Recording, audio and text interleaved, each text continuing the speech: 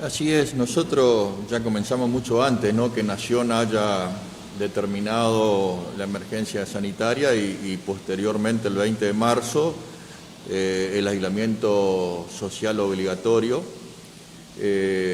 Nosotros hemos comenzado ya un poco antes, ¿no? El 4 de marzo, quiero decir, con la primera reunión que hemos tenido en la ciudad de Uruguayana, en las instalaciones del Consulado Argentino, viendo lo que se venía en el mundo por el coronavirus en el hemisferio norte y la sucesión de la epidemia en ese momento, porque todavía no estaba establecido la pandemia. La pandemia, la Organización Mundial de la Salud lo estableció el día 11 de marzo.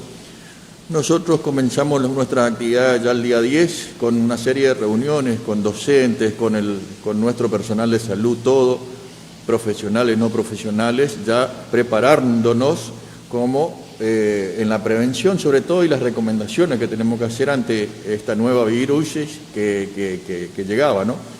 Que es el coronavirus, que es una virosis respiratoria, como otras gripes, pero mucho más agresiva, ¿no?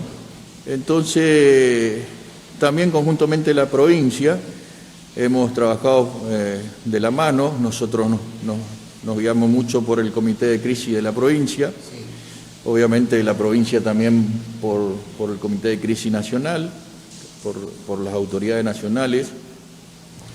Y bueno, a partir de ahí nosotros empezamos a hacer un trabajo muy intenso, previamente nosotros capacitándonos nosotros internamente y obviamente dando promoción y prevención y recomendaciones a toda nuestra sociedad, a las instituciones y bueno, creo que hemos demostrado en Libres que estamos cuidando al ciudadano libreño en un trabajo muy intenso que viene realizando nuestro equipo que se conformó dentro del hospital para la lucha contra el coronavirus, el COVID, ¿no? Que se formó, se preparó, se capacitó y este mismo equipo capacitó al resto de los servicios para estar preparados realmente ante los primeros casos de COVID, que todavía no lo tenemos, ¿no? Después de 62 días no lo tenemos todavía. A pesar de que Uruguayana, como vos lo dijiste, sí, comenzó con 3 casos hace como un mes atrás, o 3 semanas, un mes, y ahora vemos que aparecieron muchísimos casos más de golpe. Ya superaron los 40, ¿no? Ya superaron los 40 y ya se habla de que tienen circulación viral. Entonces eso hace más difícil la tarea de ellos y también nuestra, porque no nuestra, sino la intensificación de nuestra tarea ante esa situación, ¿no? Sí. Por eso que la provincia estuvo presente esta semana, justamente para ver cómo estábamos trabajando, qué decisiones se iban a ir tomando a medida que los casos en Uruguayana se iban sucediendo. Querían ver cómo era el manejo del Cotecar, también fueron a ver eso, lo visitaron el intendente, y bueno, estamos preparados realmente. A ver, puntualmente, uno de los casos más resonantes de la vecina ciudad de Uruguayana, el caso del prefeito, y el caso de un libreño que reside hace un poco más de 15, 20 años en esa ciudad que forma parte de un grupo empresarial de transporte. Usted toma como un caso de Uruguayana pese a que tiene nacionalidad argentina y que es libreño. Claro, él está allá, él ha sido diagnosticado por el test, dio positivo, él está allá, él no tiene contacto con ninguno acá de Libre, así que no tiene que ser ningún inconveniente para nosotros.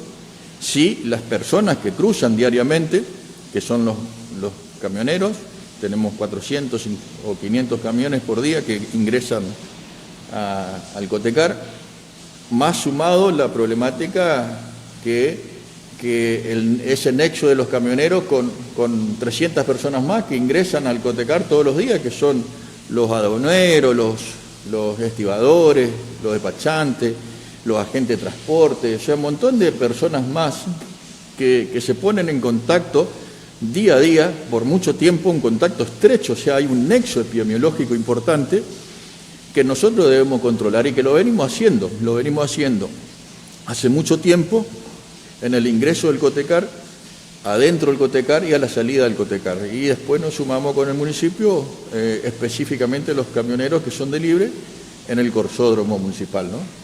Bien, si se da un caso en Paso de los Libres, ¿cómo está preparado el hospital? ¿Qué elementos tiene?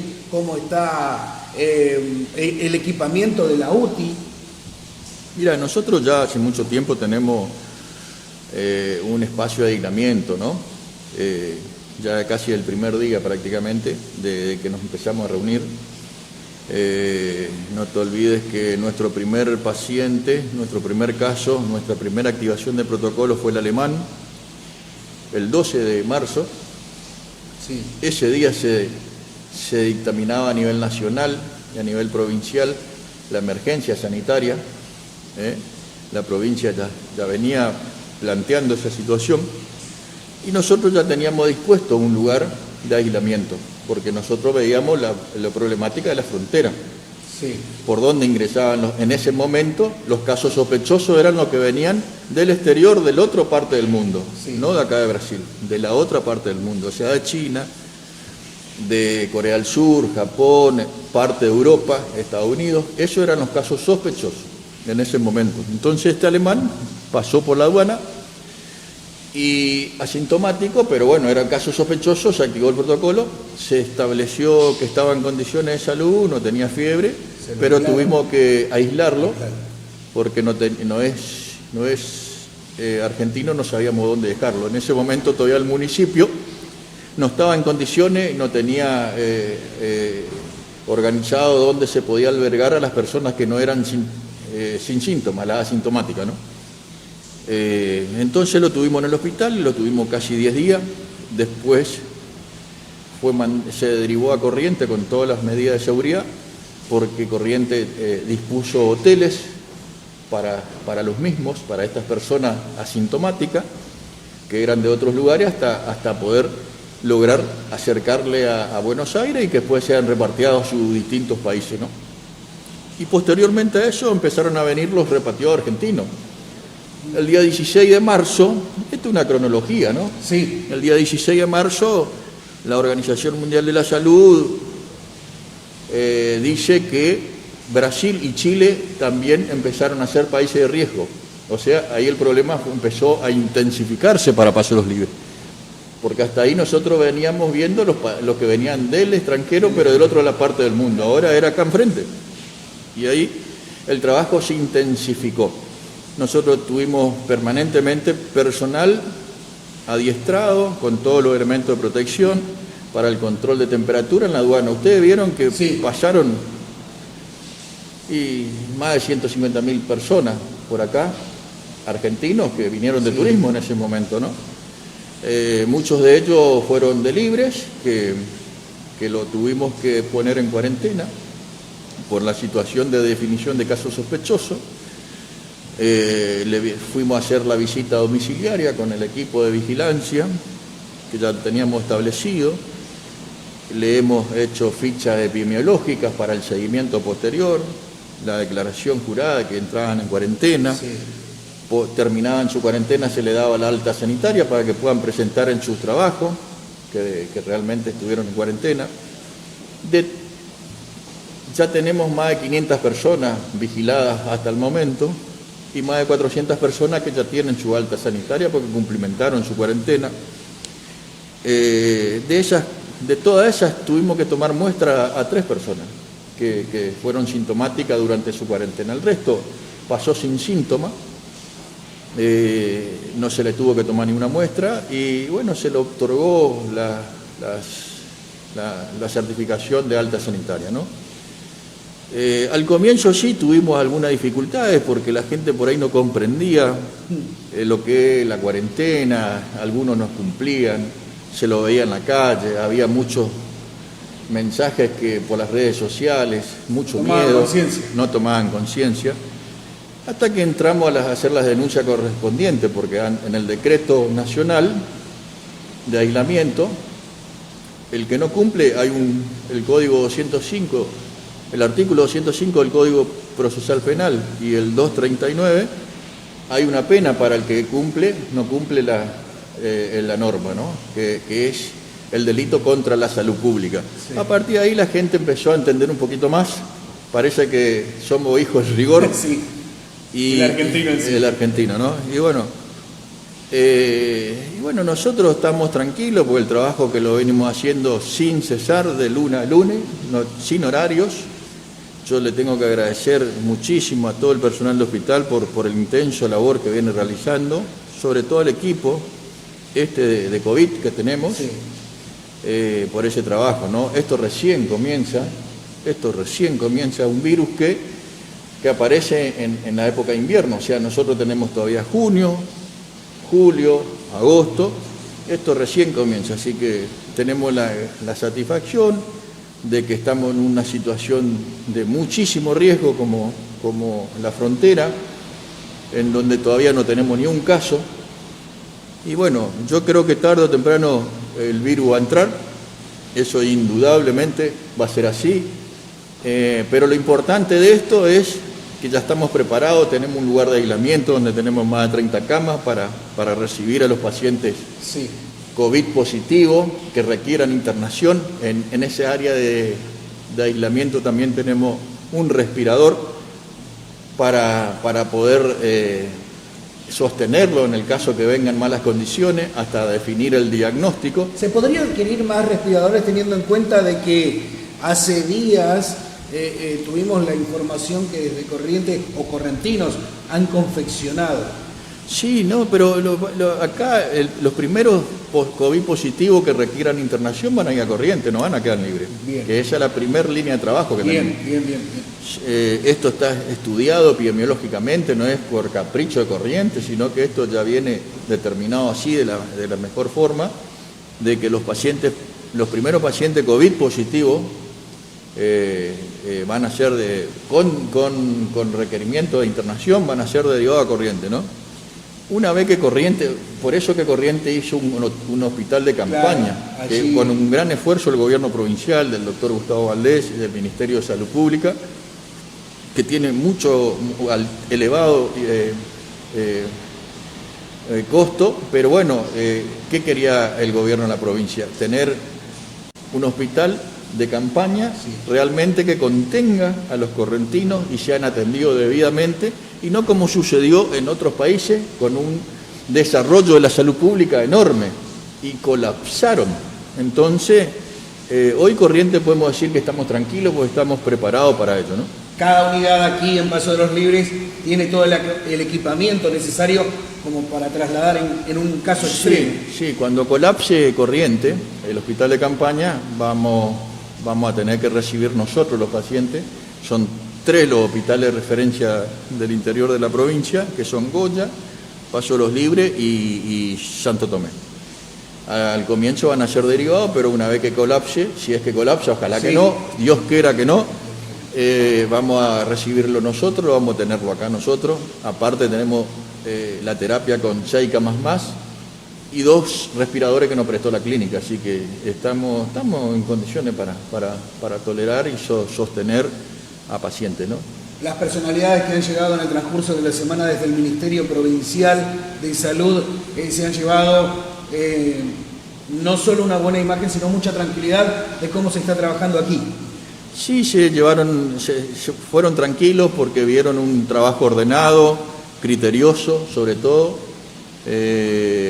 con un equipo fortalecido, un equipo de trabajo fortalecido, porque no es fácil tener un equipo con la fortaleza suficiente, bien capacitado.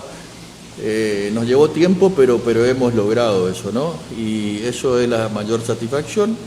Y bueno, nos están brindando todo el apoyo necesario para que eso no se corte, porque ellos entienden que Libre es un potencial lugar de ingreso del virus por el tema de la aduana.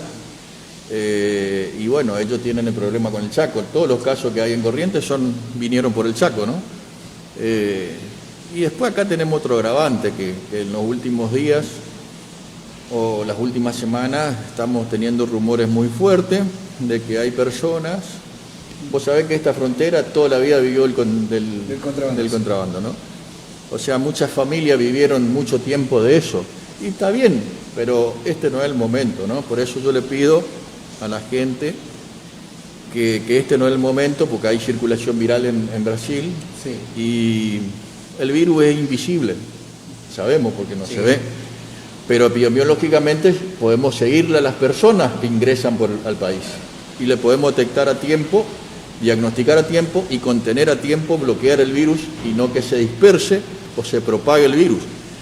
En el caso de estas personas que hacen compras en el Brasil y que no pasan por la aduana, pasan por el río, por canoa o lancha o lo que fuere, no sabemos quiénes son, entonces no sabemos epidemiológicamente a quién buscarlo, cómo contener y cómo proteger a todo el resto que puedan tener contacto, poniendo en riesgo a su familia y su entorno y a gran parte de los comercios de acá de Paso de los Libres, ¿no? Bien, doctor, por último, hechos de violencia que desde salud ayer tuvieron que ser atendidos personas con fractura de cráneo. El profesor Méndez Ribeiro, ¿cuál es su estado actual en estos momentos?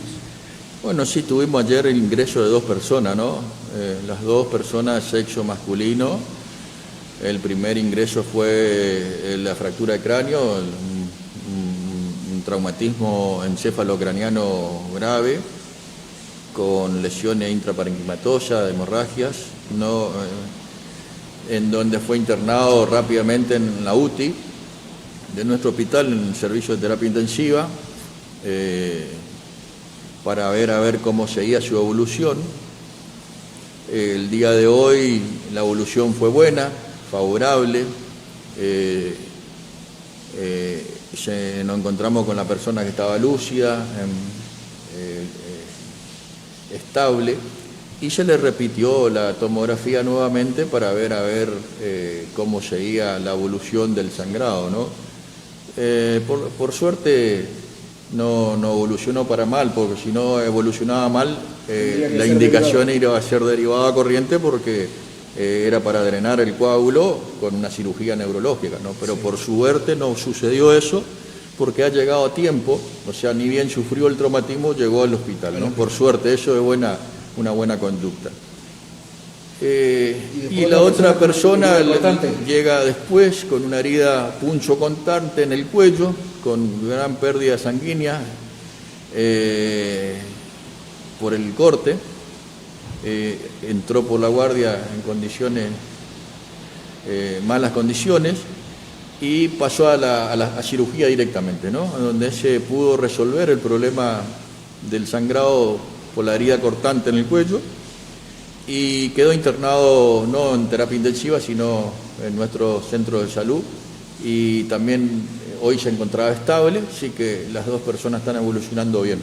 Bien, por sobre todo la del profesor Toto Méndez Ribeiro. Muy conocido, sí. Muy conocido, José Méndez Ribeiro, y llevar tranquilidad, por sobre todo a los colegas, sus amistades, por supuesto, la familia está al tanto de todo. Sí, está al tanto, hoy estuvieron en el hospital, ayer también, contenidos constantemente, y bueno, por suerte va yendo bien. Tenemos esta terapia que hace 2 años que está. En otros momentos esto teníamos que estar corriendo a corriente, derivando pacientes en malas condiciones. Hoy, gracias a Dios, tenemos esta terapia que funciona perfectamente bien y hemos resuelto problemas muy serios de salud todo este tiempo, ¿no? Doctor, gracias por venir. No, gracias a vos. Yo quiero recalcar nomás que estamos saliendo de a poco de la cuarentena, pero seguimos en cuarentena. La gente, quiero decirle que todavía estamos en cuarentena. Se flexibilizaron muchas de las actividades y se van a seguir flexibilizando. Corriente va a flexibilizar posiblemente a partir de la semana que viene muchas. ¿Por qué? Porque está haciendo bien las cosas, ¿no? Y porque el correntino también está haciendo bien las cosas. Porque acá la lucha no es solamente del sector salud o seguridad. Somos todos. O del gobierno, somos todos. Si nosotros nos comportamos bien y hacemos las cosas como corresponde, el distanciamiento social, el uso del tapaboca o el barbijo, el lavado frecuente de las manos, el cuidado de las viviendas o de los lugares de trabajo, en limpiar la superficie con alcohol en gel o agua con lavandina diluida, al ingresar a tu lugar de trabajo, pisar tu calzado en un trapo de piso embebido de agua lavandina, ingresar con las manos con el alcohol en gel hasta ingresar al baño y lavarte nuevamente las manos. Todas las medidas preventivas. Todas las medidas preventivas. Cuando vos te venís de tu casa al lugar de trabajo y tocaste otras cosas, no tocarte la cara inmediatamente, porque el ingreso del virus puede ser por la conjuntiva ocular, por la mucosa nasal o la mucosa de la boca, ¿no? Sin lavarnos las manos. Obviamente después lo que hacíamos antes, nos abrazamos, los besos, los apretones de mano, y son cosas que ya vamos a tener que ir dejando, ¿no? Esta es la nueva normalidad. Y después el distanciamiento social de la calle, que es 1,5 metros o 2, y el distanciamiento dentro de los locales comerciales, que es muy importante, que ya está por norma también, que en Paso Los Libres 6 metros cuadrados, tiene que estar cada 6 metros cuadrados una persona que ingresa al comercio, ¿no? Y eso se está viendo ordenadamente. Al comienzo fue un poco desordenado, pero hoy se está cumpliendo. No podemos aflojar con eso. El tema del mate, que es importante también, vemos que por ahí en las paradas de colectivo o en las colas del banco toman todavía mate, compartiendo el mate. No es el momento para compartir mate, eso no quiere decir que uno es malo, no. O quedar mal con la otra persona, pero cuidar y cuidarse. Cuidarnos y cuidarnos, claro, nos cuidamos y les cuidamos a los demás, ¿no? Ese es nomás el mensaje. Tenemos que seguir con esa nueva normalidad, tenemos que acostumbrarnos a vivir de esa forma y vamos a tratar de minimizar el contagio, ¿no? De cortar la cadena de contagio, ¿no? Que esa es la mejor forma, la mejor herramienta y la más válida y la menos costosa, porque todavía no tenemos vacuna, todavía no tenemos tratamiento definitivo, probablemente lleve mucho tiempo para ello, así que la mejor medida es seguir con todas estas medidas de prevención. Exactamente.